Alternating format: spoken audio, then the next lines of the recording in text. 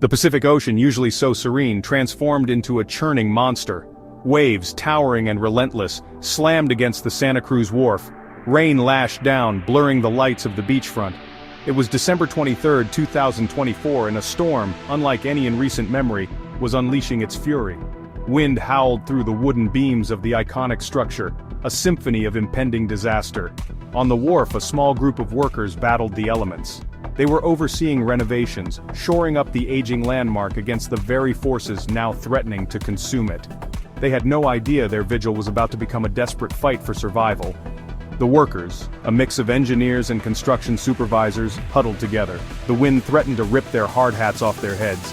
Each wave that crashed against the piling sent vibrations up their legs, a stark reminder of the power they faced.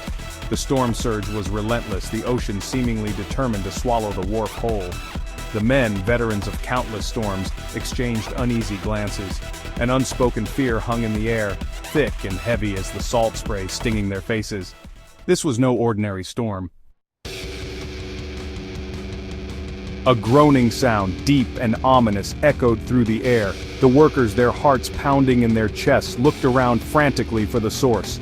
Then, it happened. With a sickening crunch that defied the roar of the storm, a section of the wharf, weakened by years of battering waves and now this final assault, gave way. 150 feet of wooden planks, railings and memories disappeared into the churning abyss. 3 of the workers, caught completely off guard, plummeted down with the collapsing structure.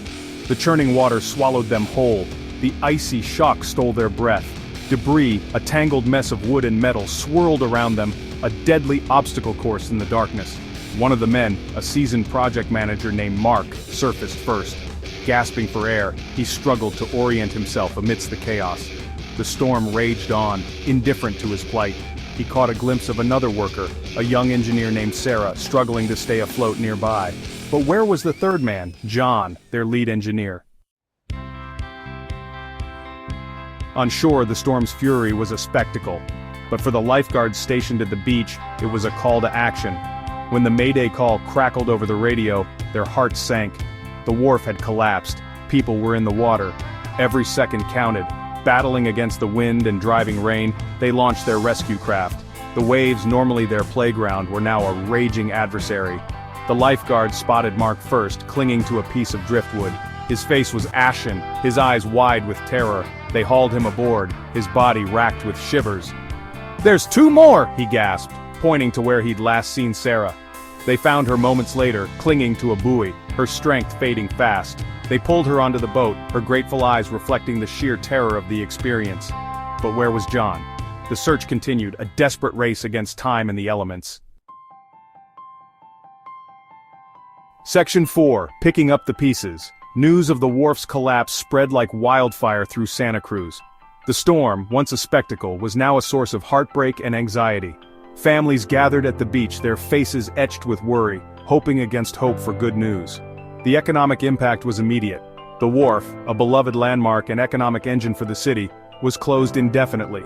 Shops and restaurants, already struggling in the off-season, faced an uncertain future. The environmental impact was also a major concern. Debris from the collapse, including treated lumber and construction materials, littered the coastline. There were fears of fuel and oil spills from damaged equipment. The cleanup would be long and arduous, a stark reminder of the storm's destructive power. But amidst the devastation, the community of Santa Cruz rallied. Volunteers lined the beaches, helping to clean up the debris. Local businesses donated food and supplies to the first responders and displaced workers. The spirit of Santa Cruz, though battered, was far from broken. Section 5, Santa Cruz Strong. The search for John continued for days, each passing hour dimming the hopes of finding him alive. The community held candlelight vigils, their flickering flames a testament to their unwavering spirit. The Santa Cruz Wharf, once a symbol of the city's charm and resilience, was now a construction site.